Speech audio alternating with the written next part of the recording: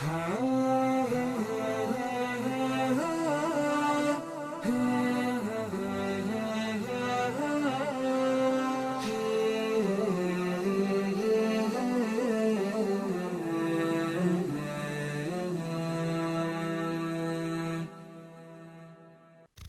لله وصلى الله وسلم على رسول الله وعلى آله وصحبه ومن والاه وسلم تسليما كثيرا. أما بعد، المؤمن يفرح بالبشرى، والنبي صلى الله عليه وسلم كان يبشر أصحابه، ومما بشر به أصحابه صلى الله عليه وسلم أن قال في حديث أبي هريرة رضي الله عنه: قد جاءكم شهر رمضان، شهر مبارك، فيه افترض الله عليكم صيامه، فيه تفتح أبواب الجنة وتغلق أبواب النار أو الجحيم وتغل فيه الشياطين، وفيه ليلة خير من 1000 شهر، من حرم خيرها فقد حرم.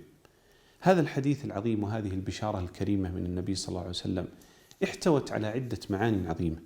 أولا، مجيء شهر رمضان وبلوغ شهر رمضان هي منحة ومنة ونعمة من الله سبحانه وتعالى لا تقدر بثمن، ولذا كان مما كان في حال السلف رضي الله عنهم أنهم يدعون الله 6 أشهر أن يقبل منهم رمضان، ثم 6 أشهر ما قبل رمضان يدعون الله أن يبلغهم شهر رمضان.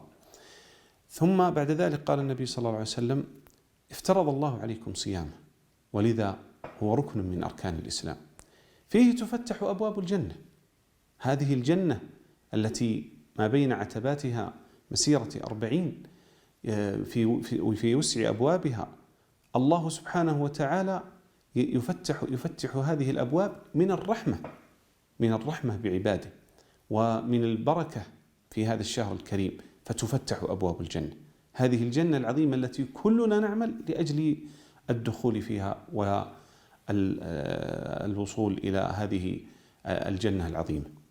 وتغلق أبواب الجحيم، وكلنا نستجير بالله من جهنم ومن عذاب جهنم، ولله في هذه الليالي عتقاء من جهنم، وهذا من فضل الله سبحانه وتعالى وكرمه في هذا الشهر الكريم.